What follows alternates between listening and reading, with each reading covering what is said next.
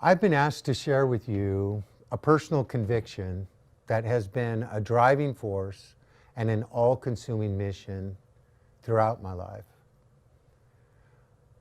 My words are a reflection on my journey with God to find my own path, to love thy neighbor, with the support of the church in rising to this call.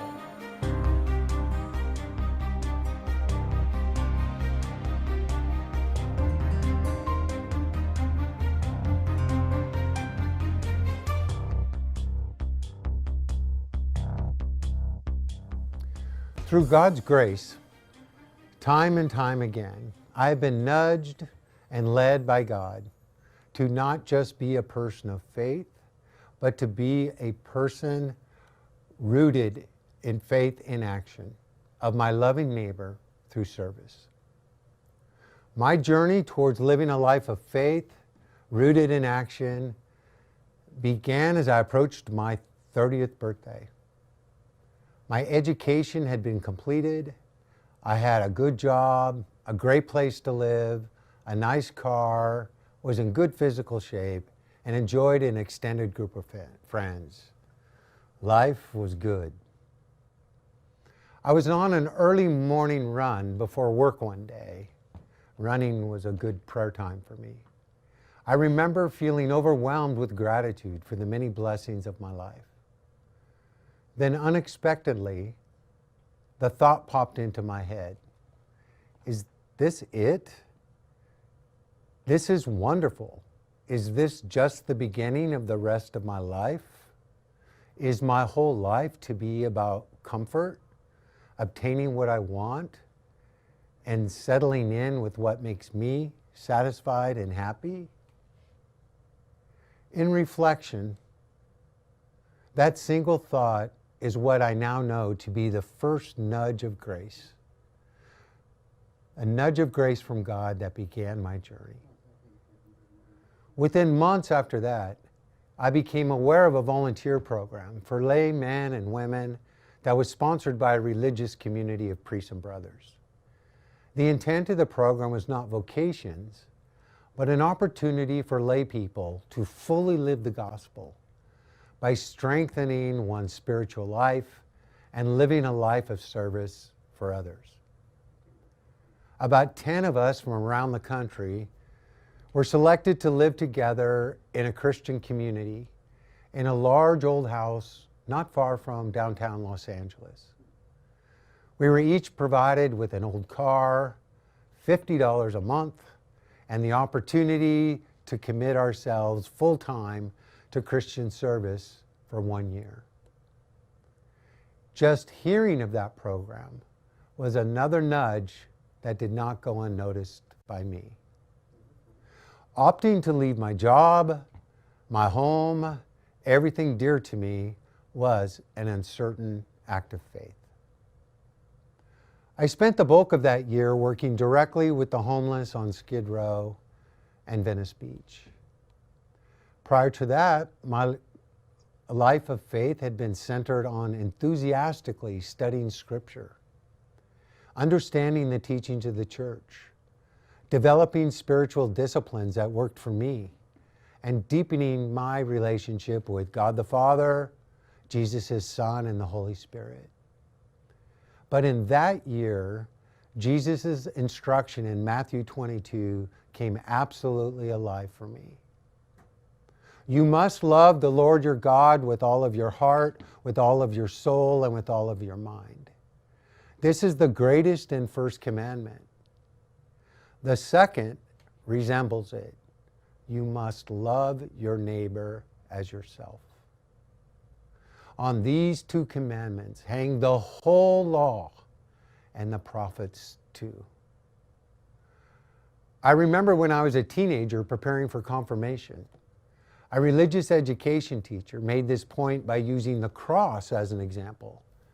She taught us that the vertical bar of a cross represents our personal connection and relationship with God, while the horizontal bar represents our communal connection and relationship with others. Also in that year in LA, I met a social worker for the very first time.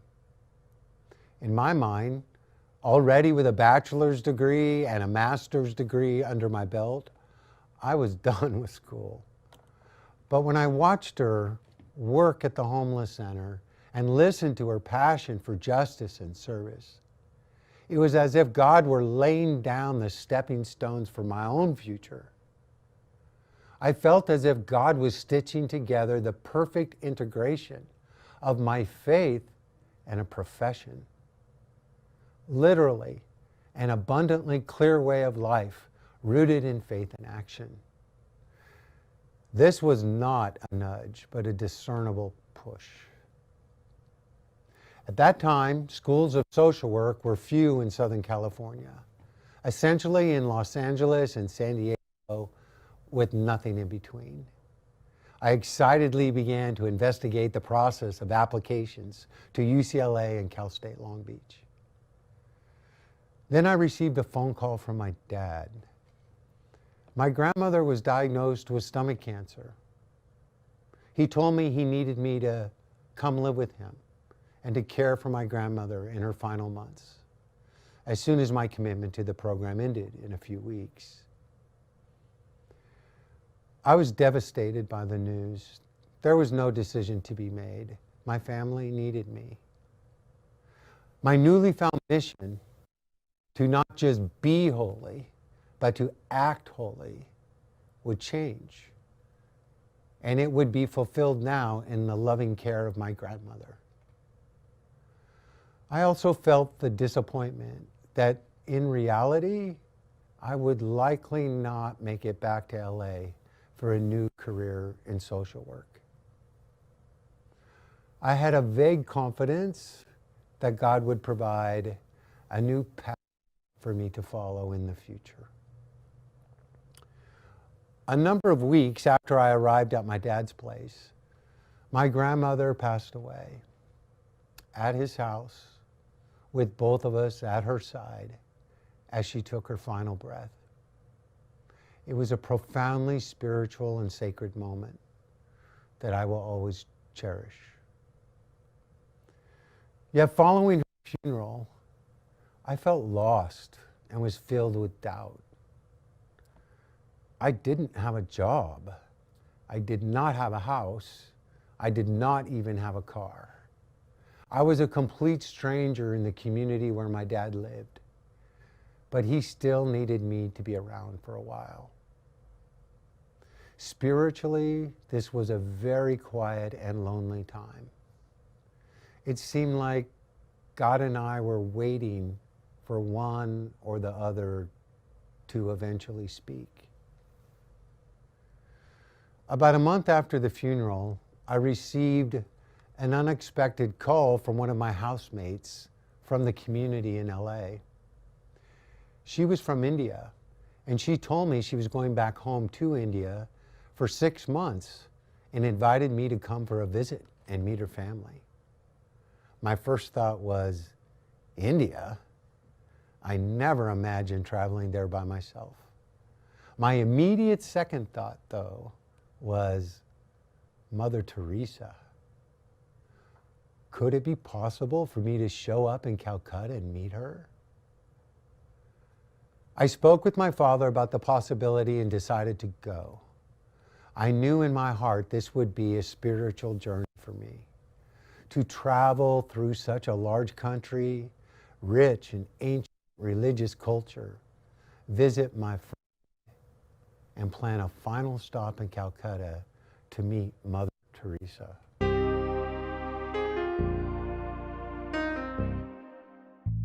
Do you want to fall in love with God? I'm sure we all want to. The book of Psalms contains the directions. Thousands of years ago, people like you and me talked to God out of the depths of their hearts, revealing an intimate love. Psalms are the expression of the faith in God by people around 3,000 years ago. God was not a mere abstract creator, but was present, involved, and a real person of power and emotions. Now, when we read or listen to the Psalms, we can know the intensity of this love. Entering into the influence of the Psalms, we can find a path to know and love God. To know more about the Psalms, you should get a copy of Father Mike Manning's booklet, The Psalms. It will help you to understand the 150 Psalms better as he has categorized them. He uses the technique of acts: adoration, contrition, thanksgiving, and supplication. Get your copy today and know the categories. Learn to pray with the Psalms. Call the number on the screen or email us. You can also get it through our website. Get your copy today.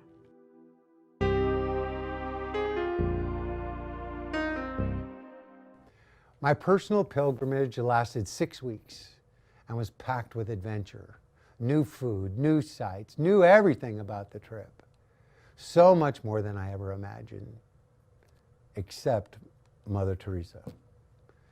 When I and other international guests arrived at her convent one morning, hoping to see her, we were told that she was out of the country and in the United States. Really? I was so terribly disappointed. So close, but yet so far. But I was able to attend 5 a.m. Mass at the convent the next day. In a small empty room on a barren floor with the Daughters of Charity and other guests. I remember as I was walking away after Mass through the crowded alleys of Calcutta, I remember how strongly that I felt, indeed, I had met her. Her spirit was everywhere. I had been blessed by her. Just a few weeks after I returned back to California, an old friend contacted me to tell me that she heard Mother Teresa was going to be in Tijuana. Did I want to risk the 3-hour drive down there to see if that was even remotely true? Of course. She heard Mother Teresa was supposed to be there on a Saturday for the blessing of a building for the Brothers of Charity, if I remember right. I was just blown away and excited by this second chance. After a few unintentional bum steers by the locals, miraculously, seriously, we found the large flat dirt lot just outside the hustle and bustle of the city, where it looked like a portable building had been erected. There were only a few parked cars and what seemed like not nearly enough chairs for an event. Heavy dust was in the air. As my friend and I approached the building, we saw maybe 3 others talking to a sister wearing Mother Teresa's unmistakable garb. She spoke broken English to the visitors, and we heard her say, "I will see if Mother Teresa has time to greet you," and pointed away from the building and said, "Wait over there." Oh my gosh, I thought, oh my Lord, I prayed, please, please let her come. And then out she came. So small in stature, so slow in walking toward us. I just took it all in. The 5 of us gathered around her in a semicircle. The nun with her explained why they were in Tijuana. Mother Teresa said a few words, and I honestly do not remember exactly what she said. Her presence and her spirit consumed me and were more powerful than any words she may have spoken. As my friend and I drove away down that dusty, bumpy dirt road toward the border, I was re-blessed by Mother Teresa, and I was determined to find a way to emulate her Christ-like love for others, one way or another, it was going to happen. Months before, shortly after I arrived at my dad's house, after I left LA, I started to go to morning mass at a local parish. There was a nun there that asked if I could help care for a priest that recently had a stroke.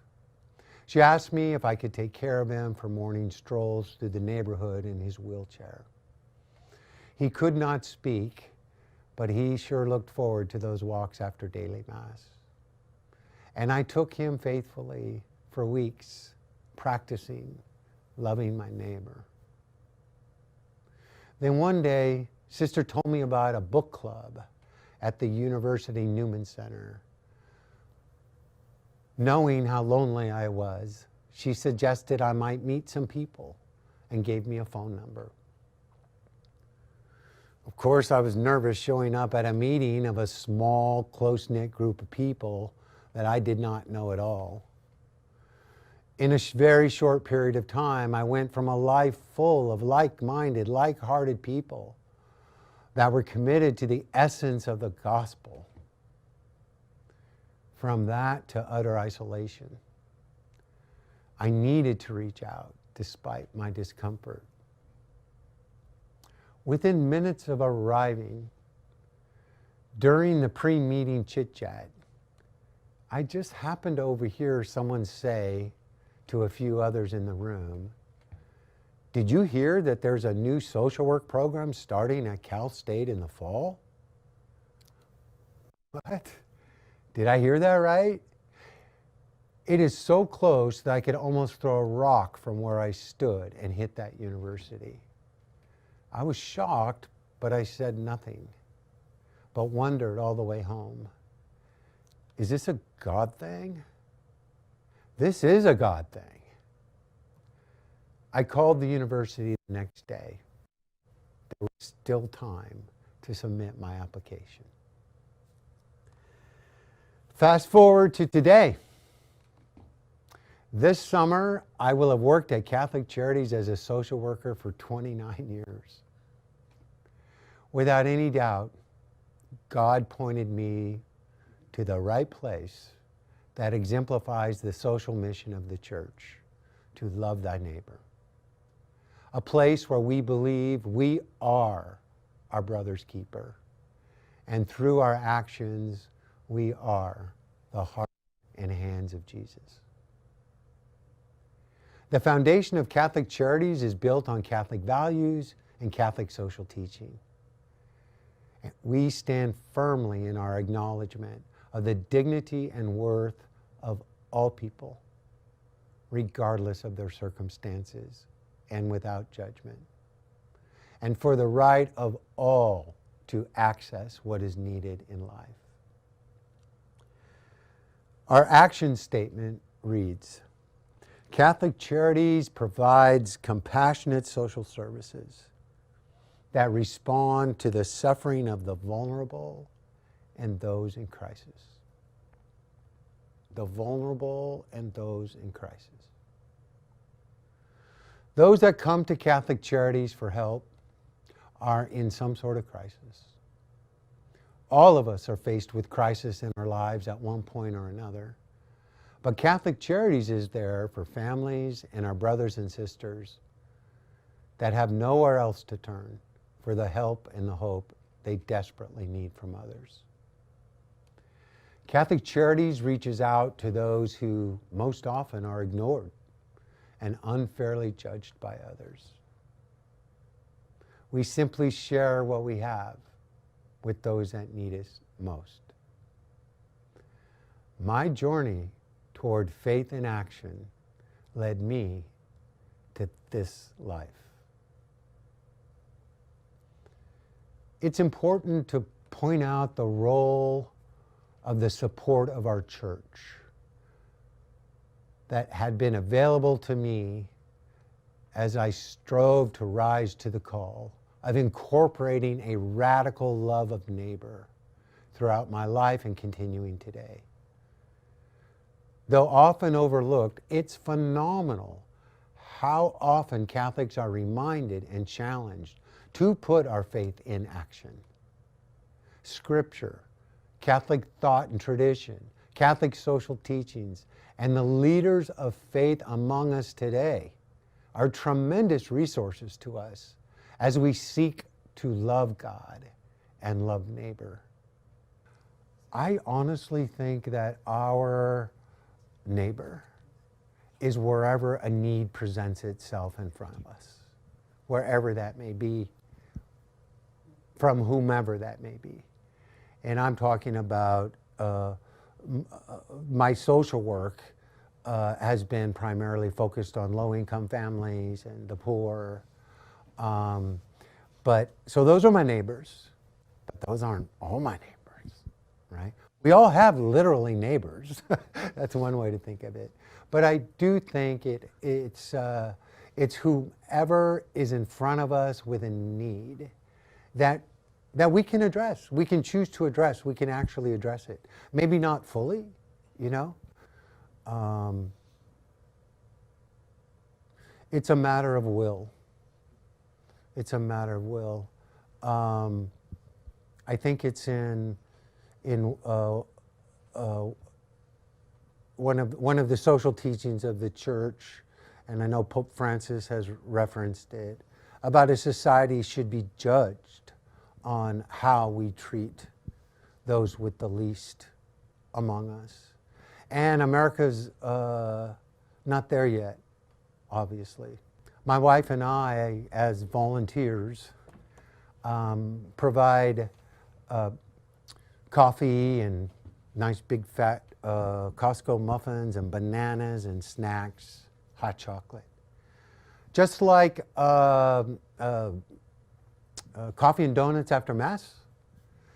At 6:30 in the morning, for 7 years, every single Sunday for 7 years, we're on a street here in the city with our little setup,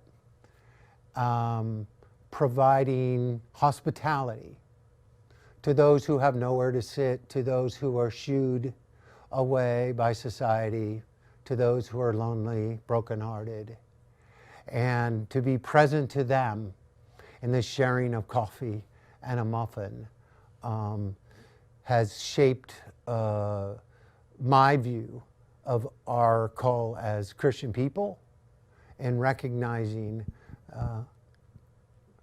God's presence and the dignity of everyone. What they all need is care.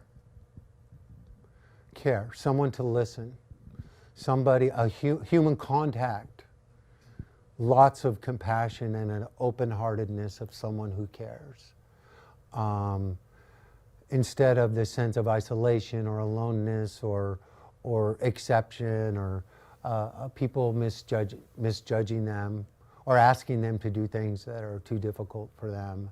But I just think it's viewing them as truly as our brothers and sisters, and them taking that in and feeling that and knowing that to be true. Pope Francis's words have encouraged and uplifted me so many times over the years. One of my favorite quotes of his is, "How marvelous it would be if, at the end of the day, each of us could say, 'Today, I have performed an act of charity toward others.'" For that is a core purpose of Catholic Christians, to actively seek ways to show charity towards others in our lives, those known or unknown. So I'd like to end with some encouragements for you. You've very patiently listened to my story, but we all have our own stories. Perhaps you are in the beginning or the middle or toward the end of your journey. If you're seeking direction on how you might be called to live faith in action in your love for others, remember, ask and you shall receive. It all begins with our continuous awareness of God's presence in our lives. We must pray constantly to be in God's Spirit, and then watch for the nudges and the pushes from God for you to love thy neighbor, perhaps in ways you never imagined. See the spiritual dots in your life and connect them. God is simply loving you and showing you the way. Pay attention to what you see right in front of you and wonder how you can better engage and more courageously step up to be Christ's love in the world. Acting on God's behalf, seek out opportunities to put your faith in action. Reach out in love. Do your part, and God will do the rest. So I encourage you, put your faith in action and then observe. Just wait for it and see how abundantly God supports and participates in your efforts. Expect that. I will now close with a verse from Jeremiah. For I know the plans I have for you, declares the Lord. Plans to prosper you and not to harm you. Plans to give you hope and a future. Do you want to fall in love with God? I'm sure we all want to. The book of Psalms contains the directions. Thousands of years ago, people like you and me talked to God out of the depths of their hearts, revealing an intimate love. Psalms are the expression of the faith in God by people around 3,000 years ago. God was not a mere abstract creator, but was present, involved, and a real person of power and emotions. Now, when we read or listen to the Psalms, we can know the intensity of this love. Entering into the influence of the Psalms, we can find a path to know and love God. To know more about the Psalms, you should get a copy of Father Mike Manning's booklet, The Psalms. It will help you to understand the 150 Psalms better as he has categorized them. He uses the technique of acts: adoration, contrition, thanksgiving, and supplication. Get your copy today and know the categories. Learn to pray with the Psalms. Call the number on the screen or email us. You can also get it through our website. Get your copy today.